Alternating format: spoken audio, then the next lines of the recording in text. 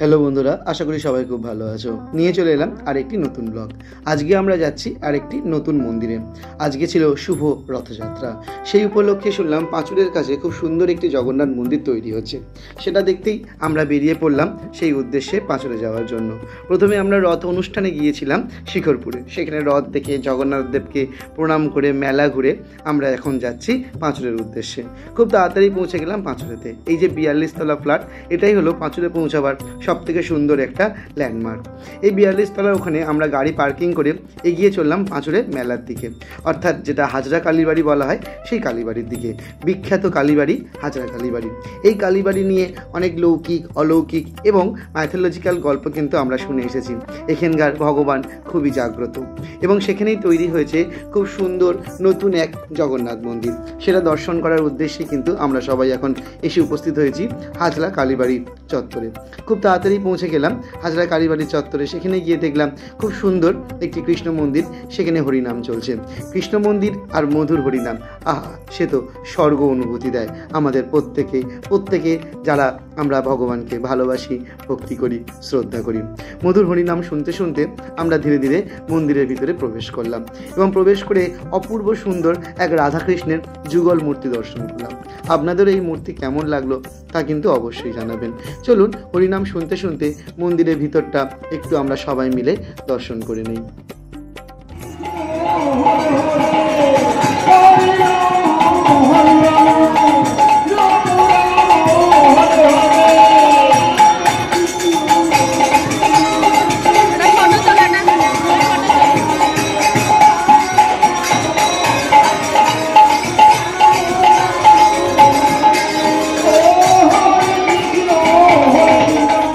রাধা মাধবকে ভক্তি ভরা প্রণাম করে চলে গেলাম মন্দিরের পিছনের দিকে। সেখানে দেখলাম প্রচুর লোকের সমাগম হয়েছে। দেখতে ছুটলাম এখানে কোন ভগবান আছে। যেহেতু এই মন্দিরে আমার আগে কখনো আসা হয়নি, তাই খুব উৎসাহ নিয়ে এগিয়ে চললাম এই মন্দিরের পিছন দিকে। সেখানে প্রচুর লোকের সমাগম এবং সবাই ভক্তি ভরা প্রণাম করছে এবং সেখানে চলছিল আরতি। সেটা দেখতেই আমরা এগিয়ে চললাম যেখানে কোন ভগবান আছে সেটা দেখার জন্য। দূর থেকে উপলব্ধি করতে পারছিলাম এখানে রয়েছেন আমাদের প্রভু শ্রী জগন্নাথ দেব। তারই চলছে আরতি, পূজা এবং পুষ্প বৃষ্টি, এবং তাকে দেখে আমরা ভক্তি ভরা প্রণাম করলাম। এবং এখানে খুব সুন্দর একটা জিনিস দেখতে পেলাম, এখানে পুষ্প বৃষ্টিও হচ্ছে ভগবানের ওখানে মুহুর্মুহু, আরতিও চলছে এবং প্রচুর লোক ভক্তি ভরা প্রণামও জানাচ্ছে। এই অঞ্চলে প্রচুর ভিড় হয়েছিল এই ভগবানকে দেখার উদ্দেশ্যে। সেখানে ফুল নিয়ে আমরা সবাই ভগবানের উদ্দেশ্যে নিবেদন করলাম সেই আমাদের ভক্তি ভরা ফুল। আহা, কি সুন্দর, কি অপূর্ব না এই মেলবন্ধন। জগন্নাথ, বলরাম, সুভদ্রা সবাই রয়েছে। আমরা আমাদের প্রার্থনা জানালাম ভগবানের উদ্দেশ্যে, ভগবান যেন সবার মঙ্গল করুন। এবং মনের মধ্যে উৎসাহ হচ্ছে নতুন মন্দিরটা কোন দিকে সেটা দেখতে যাব। আমি জানি আপনাদেরও সবার ইচ্ছা হচ্ছে নতুন মন্দিরটা কোথায়, এটাই কি নতুন মন্দির? না, একটু সবুর করুন, এক্ষুনি আমরা যাব। রাধাকৃষ্ণ মন্দির দেখেই আমরা এগিয়ে চললাম পাশে যে হাজরা কালীবাড়ির কথা বললাম, বিখ্যাত আমাদের হাজরা কালীবাড়ির মন্দির, সেই মন্দিরের দিকে। এখানে ধীরে ধীরে আমি মন্দিরের ভিতরে প্রবেশ করলাম। মন্দিরের চূড়া দর্শন করে মন্দিরকে ভক্তি ভরা প্রণাম করে এগিয়ে চললাম মন্দিরের গর্ভগৃহের দিকে। এই মন্দিরের গর্ভগৃহে রয়েছে টোটাল 3টি কক্ষ। প্রথম কক্ষে রয়েছে ভোলা মহেশ্বরকে ভক্তি ভরা প্রণাম করলাম এবং এখানে দেখলাম অনেকেই শিব দুর্গা মূর্তি এনে রেখে দিয়েছেন। শুনলাম মানত হিসেবে নাকি এই মূর্তি সবাই এখানে দিয়ে যায়। তারপরেই চলে গেলাম পাশের কক্ষে। এই কক্ষেই রয়েছে এই হাজরা কালীবাড়ির সিদ্ধপীঠ, সিদ্ধথান। দেখতেই পাচ্ছেন 5টি কঙ্কালের মুন্ডু দিয়ে তৈরি করা হয়েছে এই থান এবং তার উপরেই প্রতিষ্ঠা করা হয়েছে শিব দুর্গাকে। এই থানই হলো এই হাজরা কালীবাড়ির বিশেষ বৈশিষ্ট্য এবং খুবই জাগ্রত। এখানে ভগবানকে প্রণাম করলাম। এই থান নিয়ে, এই মন্দির নিয়ে অনেক গল্প রয়েছে, অন্য একটা ভিডিওতে সেই নিয়ে আলোচনা করা যাবে। তারপরে গেলাম পাশের কক্ষে। এখানে রয়েছেন মা কালী। মাকে আমরা ভক্তি ভরা প্রণাম জানালাম। প্রণাম জানিয়ে চলে গেলাম মেলা চত্বরের দিকে। এখানের হাজরা মেলা খুব বিখ্যাত। চড়কের সময় এখানে খুব বড় মেলা হয়। হাজরা কালীবাড়ির যখন পুজো হয় সেই পুজোতেও কিন্তু এখানে খুব বড় মেলা হয় এবং এখানে পাঁঠা টানাটানি হয়, তা দেখার মতন। তারপরে আমরা এগিয়ে গেলাম মেলা চত্বর ঘুরে জগন্নাথ মন্দির যেদিকে আছে সেই দিকে। এই যে দূরে দেখতে পাচ্ছেন ধপধপে সাদা, শ্বেত, শুভ্র, অলঙ্কারে ভূষিত এবং বিভিন্ন আলোয় রঞ্জিত করা রয়েছে আমাদের জগন্নাথ মন্দির। ধীরে ধীরে এগিয়ে চললাম নবনির্মিত জগন্নাথ মন্দিরের দিকে। চলুন আপনারা সবার সাথে সেই জগন্নাথ মন্দির আপনাদের ঘুরে দেখাই, যার প্রতীক্ষা করছি আমরা সবাই এতক্ষণ ধরে। প্রচুর ভিড় হয়েছে এই জগন্নাথ মন্দিরে।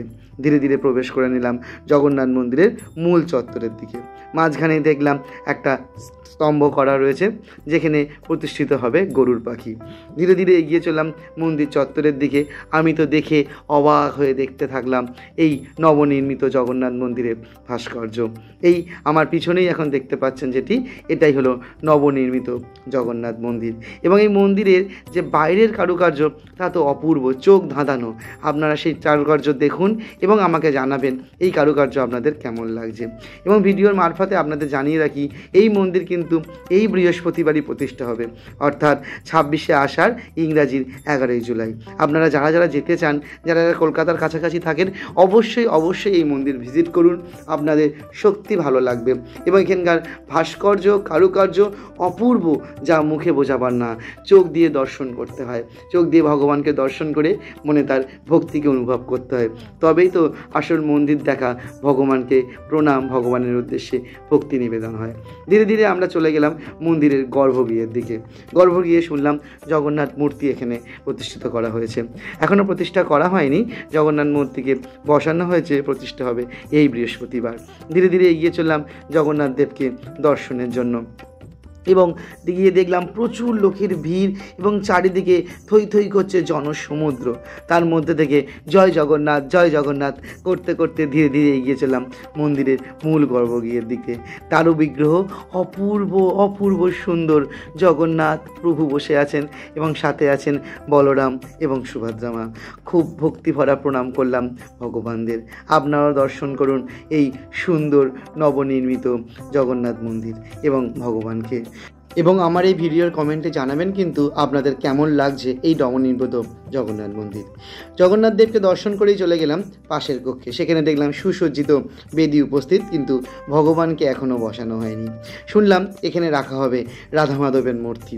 আশা করলাম যে মূর্তিকে আমরা প্রথমে দর্শন করেছি কৃষ্ণ মন্দিরে, সেই মূর্তিকেই হয়তো এই নবনির্মিত মন্দিরে স্থাপন করা হবে। তারপরে ধীরে ধীরে মন্দিরের চারিটা দিক আমরা দর্শন করা শুরু করলাম। মন্দিরের ভিতরে জায়গাটা কিন্তু অনেকটা বড়। আর এখানে দেখতে পাচ্ছি রাম, লক্ষ্মণ, সীতাকে সাজানো হচ্ছে এবং হনুমানজিকে। এই জগন্নাথ দেবের পাশের একটি কক্ষে রাখা হবে আমাদের রাধাকৃষ্ণের মূর্তি এবং তার পাশে আরেকটি কক্ষ আছে, সেই কক্ষে রাখা হবে রাম, লক্ষ্মণ, সীতা এবং হনুমানজিকে। সেই কক্ষের দর্শনও কিন্তু আপনাদেরকে করাবো খুব তাড়াতাড়ি। খুব সুন্দর লাগছিল মন্দিরের পরিবেশটা। নবনির্মিত জগন্নাথ মন্দির, অপূর্ব ভাস্কর্যে ভূষিত এই মন্দির। এই কক্ষেই রাখা হবে রাম, লক্ষ্মণ, সীতা এবং হনুমানজিকে।